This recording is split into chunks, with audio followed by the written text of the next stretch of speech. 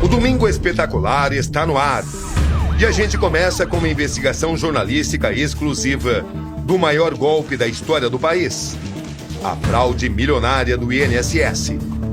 Um funcionário, sem querer, falou, poxa, você viu? Pô, agora nós somos mais de 500 associados por dia. Eu falei, o que foi? Depoimentos revelam como funciona a engrenagem dos desvios. Afinal, para onde vai todo esse dinheiro? Eu encontrei os brasileiros que foram vítimas. Gente que mais precisa e que teve o dinheiro roubado. Essa assinatura não é sua? Não, não é minha. Como tudo começou? Os laranjas, os cabeças, é o que você vê agora. No rastro das fraudes contra os aposentados. Uma procura jornalística incessante. Mauro Bacana, para aqueles que desconfiam que o senhor se beneficiou desse esquema, como é que o senhor responderia? A caçada aos responsáveis pelo maior golpe da história do Brasil. Depois dessa operação que teve aí, suspenderam as atividades até sair a lista das que são fraudulentas. Vai mais alguém uma vez, que a polícia tem mais. Uma investigação exclusiva revela um escândalo bilionário com o dinheiro do povo.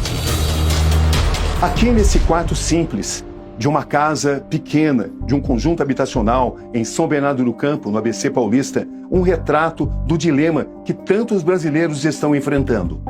E o que significa esse prejuízo para a senhora? Olha, decepção, tristeza. Nos lugares mais remotos do país, as vítimas vão se apresentando. Eu não sabia que eu estava sendo roubada. Já ganho pouco. E ainda dá um tiro, que quem não sabe ler é cego. Já era pouco, daí estavam tirando. Nunca assinei nada pra ninguém, tá tirando dinheiro meu. Nomes e rostos desconhecidos.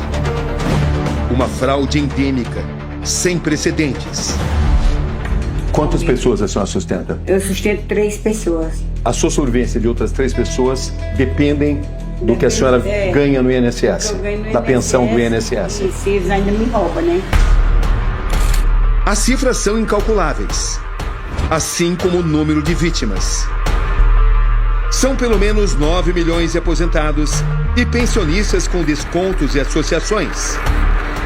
São associações que foram criadas com o objetivo de fraudar esses descontos de maneira ilegal, de maneira criminosa. Quantos são os autorizados?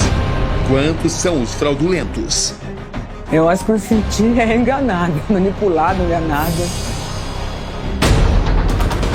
Como funcionava a engrenagem criminosa que tirava de quem mais precisa seu único sustento?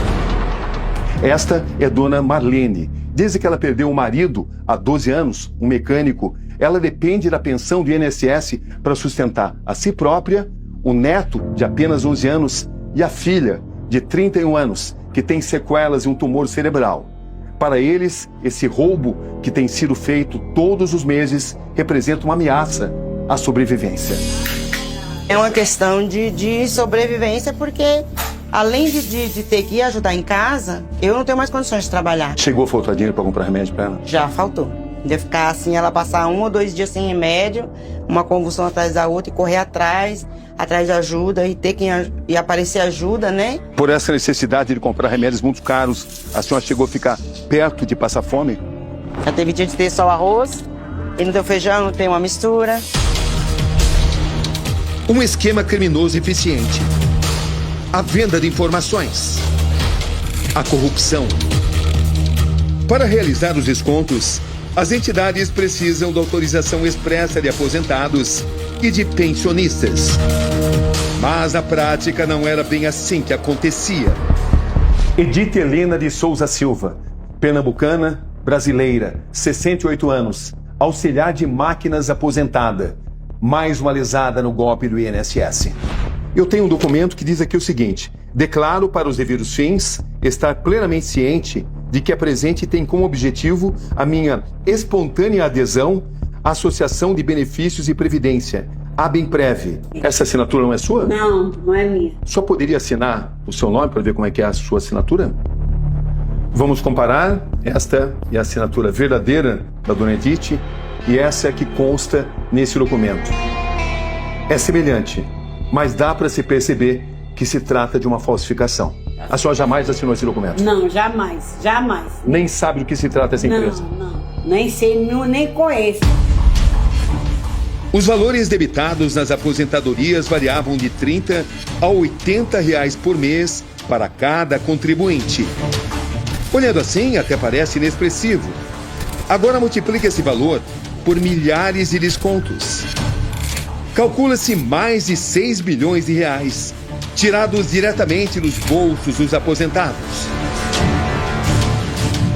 A senhora confirma que a sua assinatura foi falsificada? Sim, só de eu assinar o papel da advogada, o próprio amigo dela de trabalho, eu não sou perito, mas essa assinatura está errada, é diferente. Quanto tempo isso perdurou? Então, que eles vêm usando essa má-fé desde 2022. Quanto que a senhora imagina que tenha perdido? Tá quase R$2.000, R$3.000 por ano. A senhora nunca tinha ouvido falar dessas empresas? Não. Inclusive, quando teve a primeira, que foi da Ambec, foi a primeira que foi feito o processo contra ela, não veio nenhum representante. Por exemplo, a advogada procurou ver se eles tinham bens para bloquear, nada aparece. São coisas fantasmas. Só a Ambec, uma das principais associações investigadas, chegou a movimentar por mês R$30 milhões. Este documento revela que a Ambec apresenta aumento de arrecadação impressionante nos últimos anos. Em 2021, eram apenas 3 associados e um recolhimento de R$135. No ano seguinte, os associados ultrapassam os 40 mil e a arrecadação chega a quase 15 milhões de reais. Em 2023, os números saltam para 601 mil associados e um montante de 91 milhões de reais. Há mais de uma semana investigando o esquema, chego até personagens-chave. Boa tarde, prazer. Este é meu encontro com Mauro Bacan Júnior, 68 anos. Ele concorda em me contar os bastidores da Ambec, onde atuou como gestor durante um ano. Ex-aliado de Maurício Camisotti, agora faz um relato contundente. Como é que o senhor entrou na Ambec? Eu conheci o Maurício através de um outro colega, Maurício Camisotti, que me apresentou. E quando eu comecei a falar um pouco o que eu fazia, das partes de cunho social, com cadeirantes, tudo, ele falou, passa no meu escritório. E eu falava, mas ô Maurício, deixa eu entender melhor o que é essa associação. Ele falou, olha, o que eu preciso da associação é que essa associação se deslanche e eu preciso ter 10 associações. Tivemos acesso a um áudio. Segundo Mauro, é Maurício quem está falando. Fala, Maurão, eu vi se tá para transformar direto em associação essa também. Quando o senhor teve certeza de que aposentados estavam sendo lesados? Quando eu comecei a entender, quando eu comecei a procurar e buscar, eu vi que o Ministério Público tinha uma série de ações contra a devolução que não eram associados. E o senhor percebeu que corria muito dinheiro? Um funcionário, sem querer, falou, poxa, você viu? Pô, agora nós somos mais de 500 associados por dia. Eu falei, o que foi? Ele falou, você não sabe? Eu falei, não. Aí se você pega 500 por dia, vezes 30, vezes R$45, já dá um dinheiro, é um dinheiro grande. Então foi aí que eu falei, não, aí tá tudo errado. Por quê? Ele começou a mandar documentos para presidente assinar em meu nome. Eu fui no banco, cheguei lá e falei, olha, essa aqui é a dona Maria Aparecida, ela é a presidente, eu sou o gestor, tenho a procuração, eu preciso do token dela, ela precisa saber quanto tem na conta, é ela. Não, sabe o que? Ela precisa fazer uma assinatura aqui. Aí o gerente saiu, ligou para alguém, não sei o quê. No dia seguinte tinha uma ata desconsiderando a minha gestão e ela como presidente. A Ambec foi alvo de busca e apreensão em julho do ano passado. Os levantamentos da Controladoria Geral da União apontam que o mesmo grupo criou outras 2 entidades, a UNSBRAS e a CEBAP. Qual era a sua função na CEBAP? Então eu entrei como auxiliar administrativo e depois fui para assistente financeiro. O senhor ocupava que função na empresa? Gerente financeiro. Como gerente financeiro da CEBAP, o que o senhor presenciou? Eu presenciei no 3º mês que eu estava lá uma busca e apreensão. Nós vamos apurar todos esses dados, nós vamos levar essa documentação, porque a informação que a gente tem, que a maior parte toda essa documentação que você está vendo aqui, essas fichas, são fraudulentas. que as pessoas não reconheciam, né? Era tudo, todo mundo pedia, era muito processo, todo mundo pedia o reembolso. Uma noção do dinheiro que o senhor viu entrando ali? Por mês, por volta, em média, de 11 milhões e meio. Como é possível para um gerente financeiro como o senhor não ter tido conhecimento dessa ação criminosa? Porque não havia retorno da informação. Eu não tinha como constatar nada. Quantos, na sua visão, eram coniventes com essa ação criminosa? Eu acredito que a parte da diretoria, por trás, né, da SEBAP. Quem são os laranjas? Quem são os cabeças? Todos os depoimentos apontam para uma única pessoa, um sócio oculto. Quem era o cabeça dessa estrutura? Nome do homem número 1, Maurício Camisotti. As investigações indicam que Maurício Camisotti é figura central e relevante dos descontos indevidos nos benefícios do INSS. Nesse mesmo cenário surge outro personagem importante, Antônio Carlos Camilo, conhecido como Careca do INSS, apontado como grande intermediário do esquema, o elo entre as associações e servidores do alto escalão do INSS. Pessoas ligadas a ele receberam mais de 53 milhões de reais de entidades associativas e de empresas. Uma articulação criminosa que não poupou ninguém. No rastro das fraudes contra os aposentados do INSS, o advogado Eli Cohen aceita me receber para importantes revelações.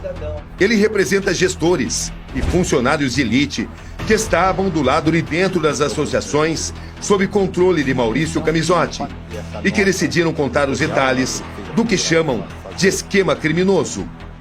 Os levantamentos dele têm servido de base para a Polícia Federal.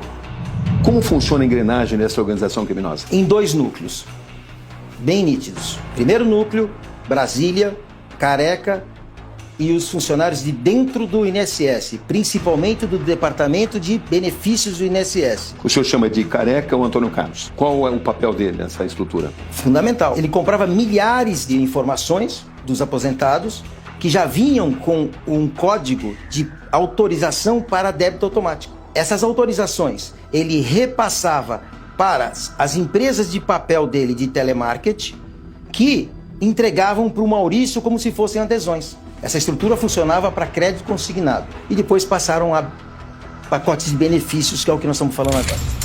Maurício Camisotti. Ele é apontado como beneficiário final. Uma de suas empresas, a Benfix, teria recebido e enviado recursos para associações investigadas, criando assim um rastro complexo de lavagem de dinheiro e ocultação de origem. Suas movimentações financeiras são consideradas incompatíveis com as atividades por ele desenvolvidas. Afinal, para onde vai todo esse dinheiro? Em geral, vai 27,5% ao Careca, a estrutura do Careca, e o resto para o Camisotti. Em 16 meses, da SEBAP foram 84 milhões. Da Umbras, 77 milhões. Da Ambec, 180 milhões. Para o Careca, da Umbras, 32 milhões. Da SEBAP, 63 milhões. E da Ambec, 78 milhões. É para aí que vai o dinheiro dos aposentados. O nome de Maurício Camisotti não aparece nas 3 associações ligadas a ele, mas sua influência e poder sobre elas ficam expostos por meio de transferências, mensagens e e-mails. As investigações revelam que André Paulo Félix Fidelis, então diretor do INSS, mesmo em meio à onda de denúncias, assinou pelo menos 7 novos termos de cooperação com as 3 entidades. Fidelis chegou a frequentar uma festa em uma das associações. O que essa engrenagem criminosa precisa para funcionar? Funcionários corruptos e dentro do departamento do INSS. Um lobista, que é o Careca. Ele precisa de uma empresa que possa dizer que está vendendo alguma coisa. A THG, Maurício Camisotti. E essa empresa precisa de quê? De associações. Porque só as associações podem e têm o poder de fazer o acordo de cooperação técnica para fazer desconto consignados. Maurício Camisotti, sócio do grupo THG, teria usado familiares como laranjas em diversas empresas para receber e lavar dinheiro. A mulher, o filho, 2 primos, um sobrinho e o cunhado dele são investigados. Apuramos também que Maurício Camizotti enviou remessas e dinheiro para o exterior. São mais de 100 milhões de reais para o Uruguai. Os dados da investigação mostram que seu patrimônio oficial chega a 1 bilhão de reais. Camizotti movimentou 300 milhões somente em suas contas pessoais. O apartamento onde Camizotti vive é estimado em 28 milhões de reais. Nossa investigação avança. Para localizar Maria Inês Batista de Almeida, uma das últimas presidentes da AMBEC, é preciso rodar durante horas periferia de São Paulo adentro. Estamos no Jardim Robru, bairro da Zona Leste de São Paulo. Esse é o endereço que estamos buscando, o endereço de Maria Inês Batista de Almeida, que ocupou a presidência da AMBEC. Quem me atende é o marido dela, seu Vanderlei, e vem dele a informação. Precisa falar com a Maria Inês, por gentileza? Maria Inês morreu em novembro. O que aconteceu com ela exatamente? Infarto? Ela tinha operado o coração em 2019. Ela ficou muito nervosa por causa dessa questão da AMBEC? Ela estava aposentada já, ela não estava mais trabalhando. E então o filho de Maria Inês, Fernando, vem ao meu encontro para um retrato inquietante da situação que levou a dedicada faxineira Maria Inês a figurar como presidente de uma associação que movimentava milhões, sem jamais beneficiar a própria Maria Inês disso, como mostram as claras evidências. O que consta, Fernando, é que ela foi presidente da AMBEC e ela era uma pessoa humilde, né? Uma faxineira. Mas se tornou presidente de uma empresa que tinha um faturamento muito alto, né? Como a presidente de uma empresa tão milionária, a gente ia continuar com um monte de carnê, sabe? Não faz sentido, nem lógica. Nem lógica isso. E a gente não tinha. Se realmente a gente fosse presidente de alguma coisa, você não ia estar ajudando latinha. E quem que era a nova presidente? A faxineira dele. Aí você começa a ver que, sabe, é uma engrenagem que funciona até que alguém tire o pino da granada. O senhor não se beneficiou desse esquema? De jeito algum. Muito pelo contrário. Se procuraram suas contas bancárias? Muito pelo contrário. Devendo no banco. Então, sem carro, sem nada. Procurado, o empresário Maurício Camizotti me enviou uma nota. Ele classifica as acusações contra ele de ilações. Destaca que tem 30 anos de atuação legítima na área da saúde e que não tem qualquer envolvimento com a composição e atos de diretoria das entidades acusadas. Camizotti diz ainda que tem sido alvo de ameaças, perseguição e extorsão de seus acusadores e que no momento certo vai dar mais detalhes. A operação sem desconto é deflagrada. Um retrato da vida de luxo e ostentação, mantida com o dinheiro do trabalhador. Uma história de verdadeiros assaltos contra gente necessitada. O presidente do INSS, Alessandro Stefanuto, é demitido. Gilberto Valer Júnior assume em seu lugar. Uma relação promíscua que tínhamos, uma relação que chegou ao ponto de mala de dinheiro, de festas, de premiações, é uma relação muito próxima que o Estado não pode admitir. Os advogados de defesa de André Fidelis informaram que não tiveram acesso integral aos autos e se reservaram ao direito de não se manifestarem nesse momento. Essa também foi a escolha dos advogados Antônio Carlos Camilo Antunes, o careca do INSS. Ainda não falar. 12 associações são suspeitas de envolvimento nas fraudes. O que a gente garante é que a gente trabalha diariamente para poder evitar isso. E o que a gente pode falar é pedir desculpa e falar que a gente vai virar essa página. Procuramos as entidades citadas nesta reportagem. Todas elas se pronunciaram por meio de notas. A AMBEC afirma que todas as filiações se deram por meio de uma empresa privada, mas se comprometeu a fazer o ressarcimento em dobro dos valores indevidamente descontados. Desde abril está vedada a adesão de novos contribuintes. O mesmo vale para a CEBAP, representada pelos mesmos advogados. A APB informou que teve suas atividades suspensas por medida cautelar e que espera que os fatos sejam devidamente apurados. A ABEMPREV nega fraude e diz que quando algum erro é comprovado, a reparação é feita imediatamente. A Unsbras divulgou o comunicado oficial em seu site.